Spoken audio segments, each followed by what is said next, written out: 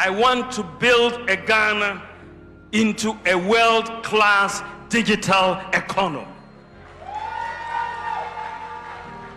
I want to build a Ghana where we apply digital technology, STEM, robotics, and artificial intelligence for the transformation of agriculture, healthcare, education, manufacturing, fintech, and public services delivery. I am determined to not let Ghana miss out on the fourth industrial revolution, as our continent did on the industrial revolution some centuries back. I want to see Ghana build the digital talent we require for the fourth industrial revolution. The next MPP government will usher Ghana into a golden age for the maximization of the benefits of our natural resources like gold, lithium, bauxite, and so on. All the responsibly mined gold in Ghana produced by the small-scale sector will be sold either to the central bank, PMMC, or MIF. With Ghana's unexplored gold reserves estimated at 5 billion ounces, with a market value of 10 trillion US dollars, my government will ramp up the gold purchase program to cover all major forex demands. We will cover all major forex demands with the gold purchase program. Put simply, if, for example, a company wants dollars, we will take their cedis and we will buy gold and we will give them their foreign currency. The gold purchase program will therefore provide the anchor that our local currency has always lacked. As Ghana heads into the 2024 elections, all eyes are on Vice President Mahamudu Bawumia and John Dramani Mahama and their manifestos. But what exactly are their plans and how could they shape the future of the beautiful country, Ghana? Bawumia, known for his strong economic background, places economic transformation at the heart of his manifesto. His focus is on boosting digitalization, improving financial inclusion, and reducing the country's dependency on foreign aid. His plans is to expand digital financial services, aiming to make Ghana a leader in fintech across Africa. This, he urges, will create jobs, increase tax revenue, and empower small businesses. Infrastructure is another key pillar. Bawumia promises to invest in road networks, energy production, and housing projects. His goal is to connect all regions of Ghana, ensuring that even the most remote areas are developed. This would mean more accessible healthcare, better schools, and a boost in local economies. But critics question the visibility of these grand projects, especially considering Ghana's current debt levels. Education and healthcare are also on Bawumia's radar. He pledges to introduce more technology in schools and ensure that every Ghanaian child has access to quality education. In health, he promises to expand health insurance and improve the infrastructure of local clinics. We will reduce the cost of transportation by promoting and supporting electric vehicles for public transportation. By the grace of God, I hope the first 100 buses that we will be introducing for public transportation will hopefully, inshallah, arrive before the end of December this year.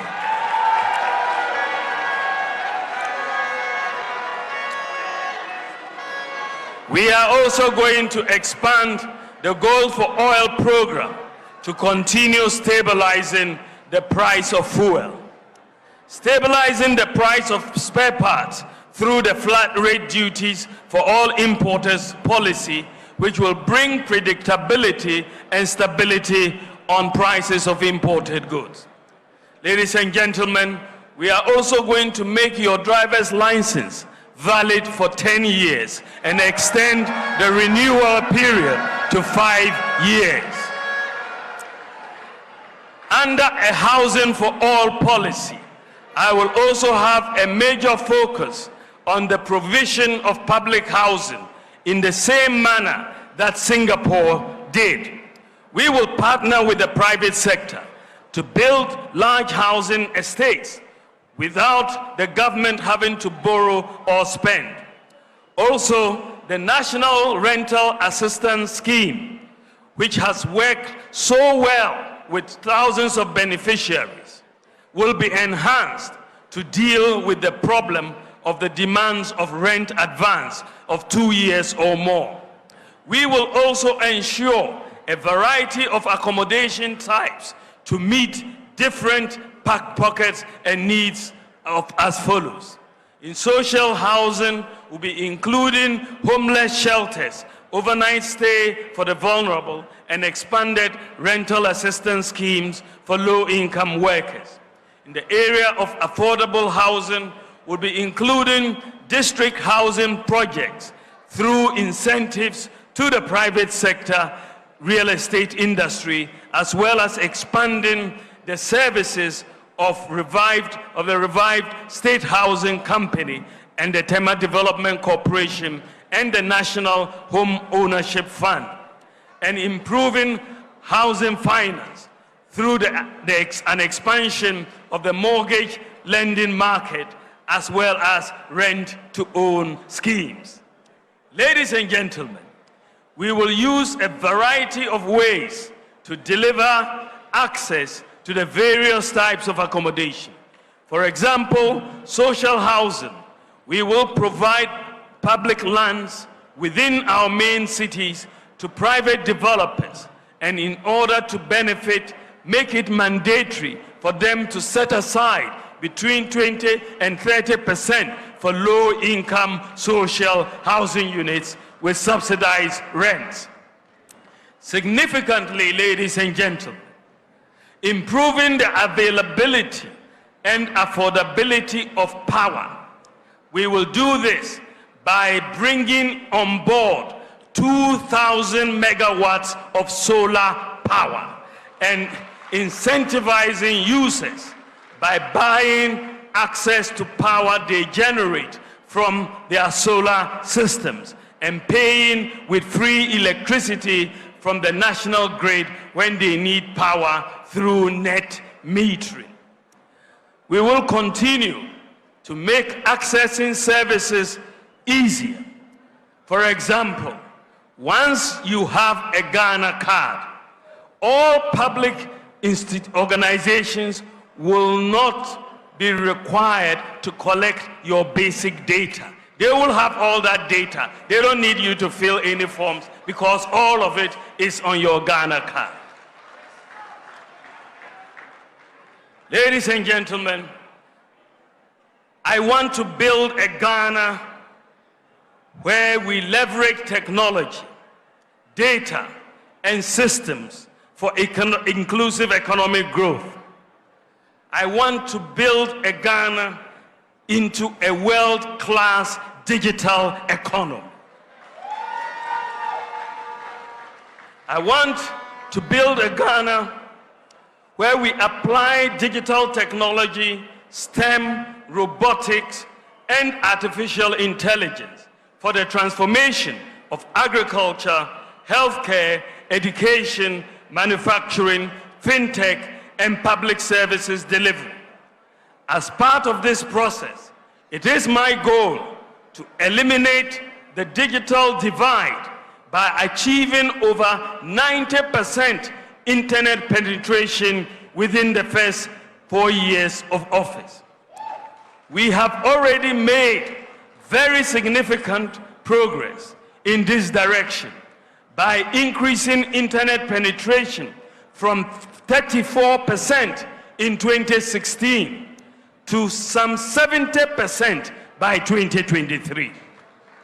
The task in the next 4 years is to move from 70% to over 90% as exists in the advanced countries. It is possible. I am determined to not let Ghana miss out on the fourth industrial revolution. as our continent did on the Industrial Revolution some centuries back.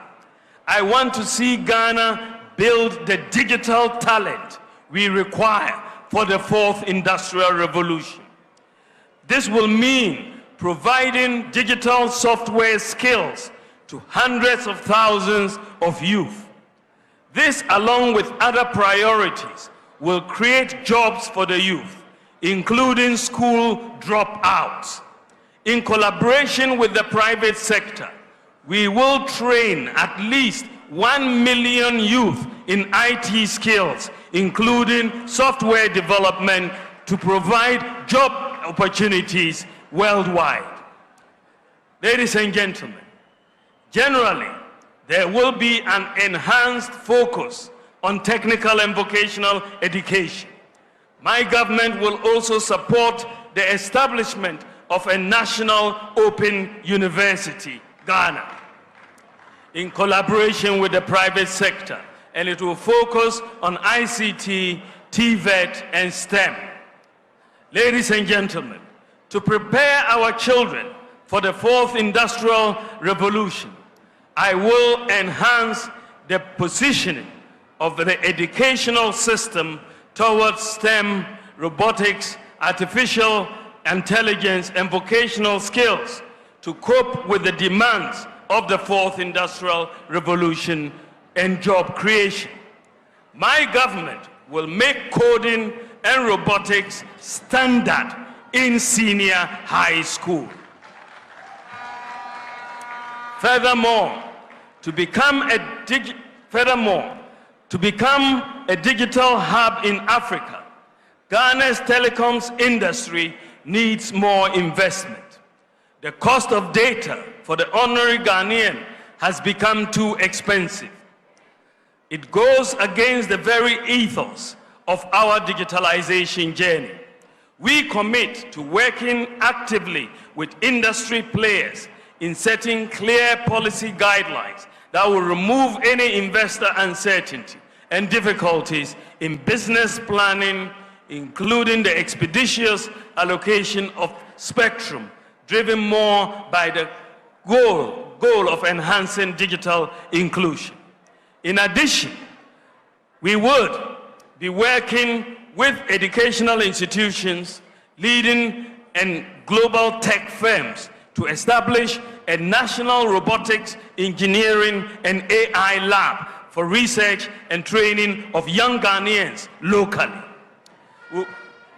We will also be providing venture capital funding and grant support for commercially viable tech projects by Ghanaian startups to drive innovation, foster high-tech entrepreneurship, create jobs, and support growth of Ghanaian high-tech businesses.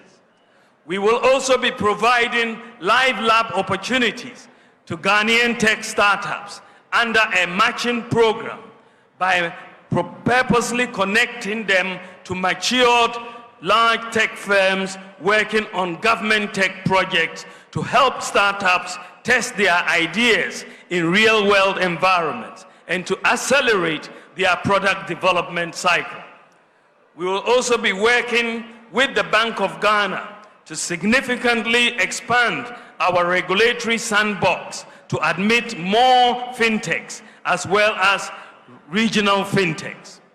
This will position Ghana as a multi-regulatory, multi-jurisdictional sandbox for financial payments interoperability.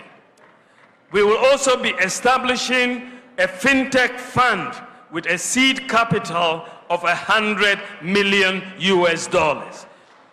That is about 1.5 billion Ghana cedis to attract additional private sector funding and to support Ghanaian startups developing payments and financial services solutions, especially focused on region-wide explorable solutions. Ladies and gentlemen, we will also be implementing a digital residency, that is e-residency, for businesses and individuals in tech firms to register and operate within Ghana. We are also going to be implementing a 5-year digital nomad visa and work permit to attract global tech talents to domicile and work from Ghana, appointing also, ladies and gentlemen, a digital ambassador whose role will be to develop new external markets for Ghanaian digital talents and products and facilitate the export of our digital services. Ladies and gentlemen, we'll also be implementing comprehensive data interoperability across government platforms to enhance transparency and streamline services. We will be pushing further Ghana's leadership, led by my boss, Ghana's leadership role in achieving cross-border mobile money interoperability among other payment systems within the AfCFTA to enhance buying and selling within Africa's 1.4 billion consumer market. But in this particular video, our focus is on his plan for Ghana's natural resources, because that's where Africa has been exploited for centuries. And if today is your first time here, kindly like and subscribe to the channel for more videos like this. Thank you very much for liking. Let's continue. Dr. Bawumia's manifesto is ambitious, aiming to transform Ghana's natural resources sector. His key promises are value addition and Ghanaian ownership. This is to ensure that Ghanaian resources benefit Ghanaians first. His plans is to increase local participation in the resources extraction industries, meaning more Ghanaians would have ownership and control over the wealth generated from their land. Again, there is a big focus on adding value to raw materials before exporting them. Instead of shipping out raw gold or cocoa beans, Ghana would focus on refining these resources at home, creating jobs and boosting the economy. I now come to our natural resources. Ladies and gentlemen, as president, the next MPP government will usher Ghana into a golden age for the maximization of the benefits of our natural resources like gold, lithium, bauxite, and so on. The key to doing this is value addition and Ghanaian ownership. As we have started with lithium, we need a new paradigm in the natural resource contracts that sees more of the benefit accruing to Ghana. Some of the key policies that we will implement to maximize our benefits from our natural resources include formalizing and regularizing and regulating environmentally sustainable small-scale mining. Our goal would be to help grow the small-scale mining companies into large-scale mining companies with the capacity to building and assisting them to access financing to acquire equipment. In line with this, we will license all miners doing responsible mining. District mining committees, including our chiefs, will provide initial temporary licenses to the miners. Every Ghanaian in small-scale mining will register under the Ghana Small-Scale Miners Association with their Ghana card. We will, in collaboration with the large mining companies, convert abandoned shafts into community mining schemes. We will also open new community mining schemes, and district mining communities would be responsible for reclamation and replanting. We will also set up state-of-the-art common user gold processing units in mining districts in collaboration with the private sector. We will also conduct an audit of all concessions with various licenses and new applications. This will allow government to know licenses that have expired and and non-compliance with the existing license conditions are in non-compliance. My government will establish, in collaboration with the private sector, a minerals development bank to support the mining industry. My government will also reduce the minerals export tax to 1% to discourage smuggling and encourage more production. We will establish, through the private sector, a London Bullion Market Association certified gold refinery in Ghana within the next 4 years. Following the establishment of this refinery, all the responsibly mined gold in Ghana produced by the small-scale sector will be sold either to the central bank, PMMC, or MIF. We will make available proven reserves data from the Geological Survey Authority to small-scale miners to help deal with the associated problem of trial and error digging for gold, which destroys our environment.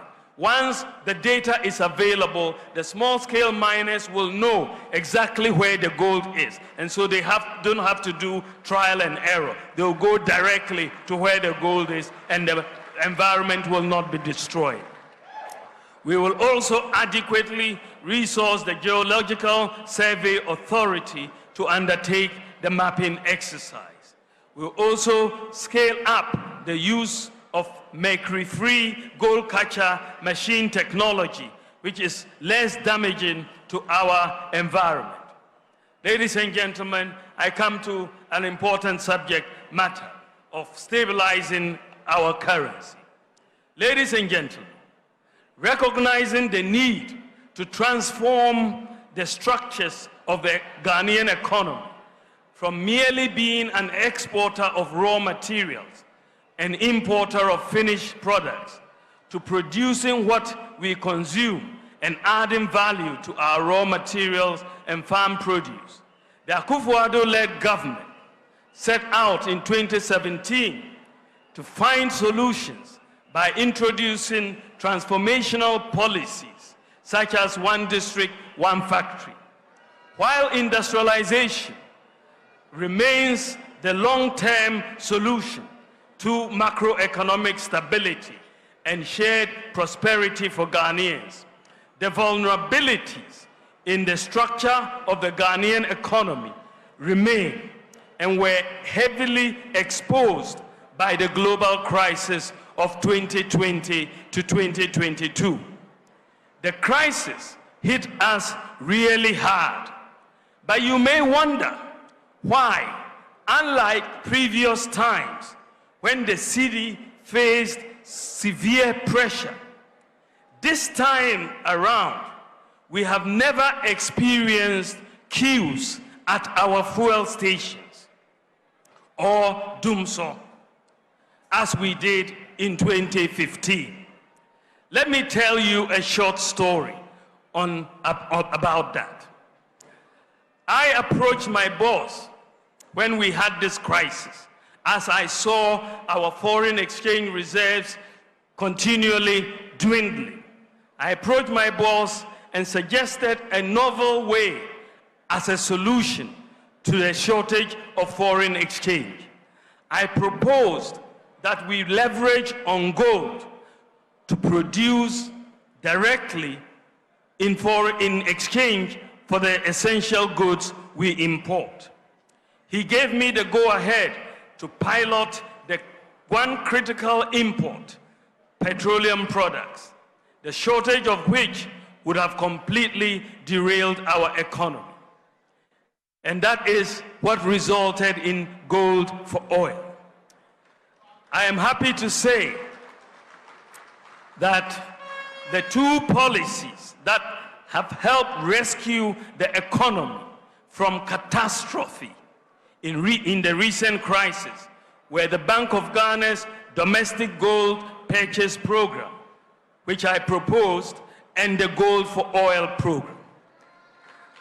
The pilot, these two policies, the pilot has worked for a number of companies and has worked for the countries. Some companies which wanted to repatriate dividends and couldn't do so because of foreign exchange constraints have suddenly been able to do so because of the gold purchase program. We have thus found a solution in the midst of this crisis and bringing together the pilot of this gold for oil and gold purchase programs. We have thus, through this crisis, we have suddenly found a solution to the profit repatriation problem that many businesses had without destabilizing our local currency. This also brings major comfort to foreign investors operating in our countries. I believe from the success of the pilot scheme, we can confidently say that we have found a solution to the age-old foreign exchange problem that successive governments have struggled to contain and which invariably led to inflation and other macroeconomic challenges.